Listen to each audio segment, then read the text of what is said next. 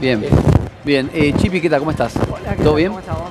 ¿Qué te parece esto? Por supuesto es un paliativo, pero también, por lo menos yo observo que siempre estos préstamos a una tasa subsidiada, entendiendo la inflación que hay interanual, que es el 115%, puede tal vez ayudar a un jubilado a saciar necesidades básicas, incumplidas, insatisfechas, de manera, digamos, más inmediata, ¿no?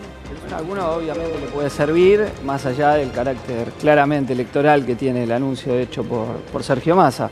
Ahora, la realidad es que las jubilaciones están bajísimas, como ustedes comentaban, y que eso se debe a decisiones políticas. Cuando se cambió el nuevo índice de aumento jubilatorio, el índice de movilidad, Nicolás del Caño propuso en el debate que nunca pueda ser por debajo de la inflación. De la inflación, claro. Que es un poco claro lo que decía Adrián. Y obvio, claro. Y sin embargo, o sea que si daba más, estaba bien, porque el índice puede dar más o puede dar menos, depende de cómo se dé la cuestión, pero que nunca dé abajo de la inflación. Y el oficialismo votó en contra.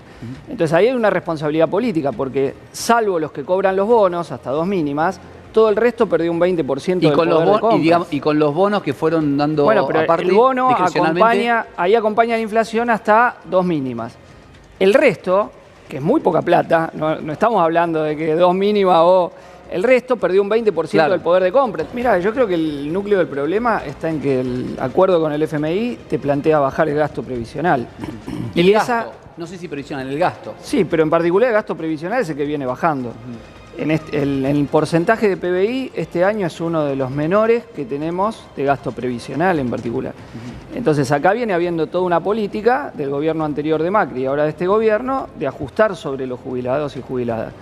Y bueno, esto hay que revertirlo. Primero, todo lo que han perdido en este periodo tiene que volver a los jubilados y jubiladas en nivel de ingreso y plantear que ninguno puede ganar menos de la canasta básica jubilatoria. Eso es así. Sí, yo quiero aclarar... A partir de ahí, yo creo que tiene que ordenarse la discusión de la economía, porque si no, las necesidades sociales nunca están en el centro del ordenamiento de cómo la economía funciona, ¿no? Claro. Sino que está la ganancia, el déficit, el corto, la macro, qué sé yo, y nunca las necesidades. Entonces hay que poner en primer término las necesidades que tienen jubilados y jubiladas. Ahora, hay un punto que creo que son la única fuerza que no plantea lo que en agenda, si se quiere, el resto de la dirigencia en campaña, propone que es gastar lo que ingresa. Ustedes, digo, no plantean desde esa lógica...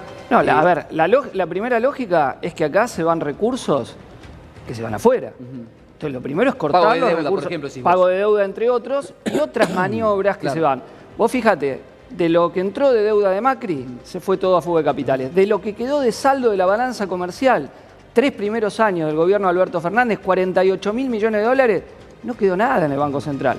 Entonces, basta de estos gobiernos que permite que tienen un colador donde se le va todo, en vez de esos recursos aplicarse a la satisfacción de las necesidades sociales. A mí, pero aparte, Chipi, lo que planteo es, si la plata está para pagar el bono, ¿por qué no lo pueden integrar a la jubilación? Esto es lo que yo no termino de entender. Porque entonces la maniobra de no aumentarles a los que están más arriba se quería.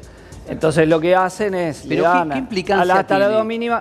¿Pero qué implicancia tiene? No, es un montón de guita. Es mucha guita. El presupuesto nacional, vos pensás que esto no le están dando nada, es lo que les corresponde a ellos, que se lo afanaron con la inflación. Entonces, después, como muy bien dice Chipi, te dicen, te doy esto y yo selecciono a quién se lo doy. No, pero además, imagínate. a ver, los técnicos del FMI opinan que acá se cobra mucho de jubilaciones. A mí me da una bronca cada vez que leo el staff report y dicen eso porque ellos se gastan en un desayuno lo que acá cobra un jubilado en un mes. Y el otro hecho que acá se comentaba, hay ciertas cosas que se repiten pero que no son ciertas. El trabajo no registrado en Argentina está concentrado en ciertas áreas de la economía. Trabajo rural, trabajo doméstico, la construcción, textil, hotelería y gastronomía. Ahí tenés concentrado el grueso de ese 40% total de trabajo no registrado. Y la mayoría de estas áreas económicas son los convenios más flexibles, con menos derechos. O sea, donde tenés menos trabajo registrado, hay convenios con más derechos. Y tenés aparte una parte de trabajadores y trabajadoras, sobre todo jóvenes, que están registrados, pero que le han sacado todos los derechos porque le hacen fraude laboral y los contratan como monotributistas. Esto alusión a no plantear, digamos, una reforma laboral. Una reforma que quite derechos. Porque es falso que el trabajo no registrado es porque otros tienen aguinaldo, vacaciones, etc. Acá lo que hay que discutir es cómo rompemos con esa naturalización de que la juventud trabaja sin derechos. Sí, porque pero hoy a un joven termino con la idea, termino la idea nomás. Pero para el tema de monotributo, nada más, y eso solamente que es importante que la gente lo sepa. Que te contraten y te pongan en monotributo significa que está mal. O sea, significa que está mal y hay una gran diferenciación entre un aporte en relación de dependencia para el día que te jubiles y un monotributo. Y también tiene diferencias en cuanto a los derechos. En cuanto a los derechos, el aguinaldo, las vacaciones. O sea, no es que porque vos estás en monotributo estás en blanco. Sucede, eso Adrián? No es así. ¿Pero por qué sucede? Perdóname, Chipe. Bueno, pero no, porque ha habido una tendencia de algunas corporaciones globalizadas y otros locales que han generalizado la práctica de no tomarte con derecho.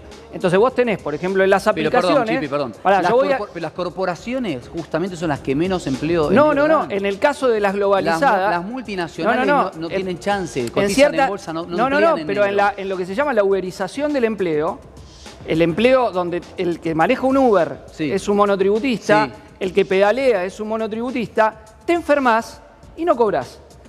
Vos estudiás, querés un día por licencia por examen, no podés, no cobrás. Vos, aguinaldo, no sabés lo que es, te tienen que hacer un curso para explicarte. Vacaciones pagas, nunca las tenés. Entonces acá hay una tendencia de precarización general del empleo que impone el capital contra los trabajadores, que es lo que se quiere generalizar cuando dicen reforma laboral para... A ver, entonces, porque yo insisto, se trata de tener, obviamente está registrado, pero está registrado con todos los derechos laborales, no de laburar sin derechos. Mostraban Chipi, que veo que está levantando la mano hace un rato, me mostraba un estacionamiento chiquito, ni en microcentro, digo, en un barrio. Tiene 5 empleados y mandó el SUS, lo que son las cargas sociales. 420.000 pesos de cargas sociales, me dice. Digo, no tengo manera esto porque digo, si pongo lo que debería a la hora en el barrio en el que está, no me estaciona nadie. Entonces digo, ahí hay una relación que evidentemente está rota también. Sí, bueno, pero a ver, yo digo, y comercio. Y tampoco le está pagando lo que dice el convenio para pagar eso por la cantidad. A ver, doy algunos ejemplos para que se entienda. Trabajo rural, más de 80% de trabajo sin registrar. ¿Vos me decís que ahí no tienen rentabilidad? No, tienen rentabilidad. Pero están acostumbrados a que los trabajadores no tengan derecho. Okay. Trabajo doméstico no está vinculado con la rentabilidad. No es un trabajo que te da rentabilidad. Y los aportes son muy bajos. Igual los aportes son muy bajos. Pero para ser justos, digo, se ha blanqueado de una manera exponencial el trabajo doméstico. Sí, pero solamente el 25%. Exponencial, No llega al 25% lo que está blanqueado del total del trabajo doméstico. O sea que, insisto, trabajo rural, donde tenés un grueso enorme por la cantidad de trabajadoras y trabajadores que no están registrados, no hay problema de rentabilidad. Trabajo doméstico, Puerto Madero, cada vez que hacen una inspección, 2/3 de los trabajadores gastronomía y demás. De esos locales de gastronomía que no tienen un problema de rentabilidad están sin registrar. Pero ¿cómo sabes que no tiene un problema de rentabilidad? ¿Que los locales de Puerto Madero? Un restaurante de Puerto Madero, pero dan una ganancia enorme. ¿Cómo sabes? Entonces, ¿cómo? Andá a fijarte la ganancia que tienen esos locales. ¿Cómo sabes? Bueno, porque es lo que después demuestran. Cuando los tipos ven lo que ganan, lo que ganan y lo que pagan, el salario es muy poco en relación a lo que tienen. Están funcionando a full. Te doy un cuarto ejemplo. Sí. Talleres textiles. Lo que pagan la prenda en el trabajo no registrado es nada a lo que después te llega. Vos vas y compras un shopping, una prenda a precios siderales, y vos ves lo que le salió, y en general la provisión es de talleres donde trabajan sin registrar, y es muy alto. Entonces hay una tasa de rentabilidad que es donde vos tenés la explicación. Pero en los shoppings están todos en blanco. Termino la idea. De la brutal transferencia de ingresos que hubo de los trabajadores al capital entre el gobierno de Macri y el gobierno de Alberto. Para la producción, chicos, me gustaría ir con Emma también, a ver con lo que habíamos armado allí en Retiro. Sí, Chipi. Sí, 3 cuestiones. Primero, hoy Argentina no es que tiene esencialmente un problema de falta de conseguir empleo. Trabajo se consigue, pero de pésima calidad y de bajísimos salarios. Entonces, la clave está en la precarización, la informalidad y los salarios. Eso es lo que hay que revertir. Porque si vos ves de Macri para acá, creció la desigualdad y creció lo que los sociólogos estudiamos como el coeficiente de Gini, muestra, después de mucho tiempo, un agravamiento significativo de la desigualdad social. O sea que esa mejora en el empleo no implicó un mejor reparto de la torta, sino al revés, se lleva más el capital respecto del trabajo. Por eso te decía, algunos lo calculan. En el comercio, por ejemplo. A ver, algunos lo calculan. Caminas por Avellaneda. Pará. Y esto que decís vos pasa. Bueno, ¿Pero por qué pasa? A ver, algunos lo calculan, insisto, en 80.000 millones de dólares. Hay otro cálculo, que con Macri y Alberto, cada trabajador perdió, por la caída de su salario en promedio, un auto 0 kilómetro, entre 5 y 6 millones de pesos. Esa rentabilidad que perdió el trabajador en su ingreso fue a parar al capital. Obviamente, dentro del capital habrá lo que se llevaron más, lo que se llevaron menos. Pero eso fue una terrible transferencia de ingresos regresiva. Sí, Chipi, eso no Entonces, pasó, eso no pasó con las pymes. Lo primero, bueno, pero yo no estoy discutiendo una pyme particular. Estoy discutiendo, hay que discutirlo. No, tenemos que discutir la tendencia general, que los trabajadores perdieron 80.000 millones de dólares. Eso se tiene que recuperar. Nuestro primer planteo es que salario y jubilaciones tienen que recuperar todo lo que perdieron. Porque acá hubo... Después estamos de acuerdo. La pandemia, ¿Cómo se hace? Decisiones y orientaciones políticas. Vamos a estar de acuerdo todos. El tema es cómo se logra eso. ¿Cómo? Poner el salario a un nivel que cubra el costo de la canasta familiar y no la miseria que hay ahora. Y vos decís que eso va a generar empleo, y otra medida que nosotros planteamos es reducir la jornada laboral a 6 horas sin afectar el salario, que aplicado en las 12.000 principales empresas del país, es decir, las que tienen alta rentabilidad, permitiría crear 1.200.000 nuevos puestos de trabajo con derechos. Es decir, que si la fábrica tiene 3 turnos de 8, tendría 4 turnos de 6. Y eso te permitiría que muchos que están precarizados ahora estén formalizados en ese 1.200.000 nuevos puestos de trabajo. Y junto a eso, un plan de obra pública centrada en la vivienda popular. Con eso el problema de trabajo sin derecho lo tenés resuelto al menos en un 80% de los casos. Me gusta mucho hoy la polifonía de pensamientos que tenemos en el piso. Mira, el problema es que la economía argentina sigue muy frágil.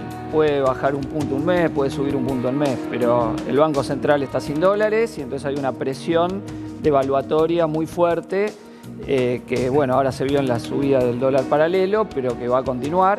Y de cara a los años que vienen, los pagos con el FMI son insostenibles. Por eso yo creo que el planteo que hacemos de la izquierda es conocer esa deuda ilegal, fraudulenta y ilegítima. Y por el contrario, usar los recursos para que se recupere el poder de compra de salarios y jubilaciones, va en el sentido de las necesidades populares y no de seguir ajustando, que es lo que propone de Sergio Massa, Larreta, Bullrich o Milei, ¿no? Gracias, Chipi, por haber venido. No,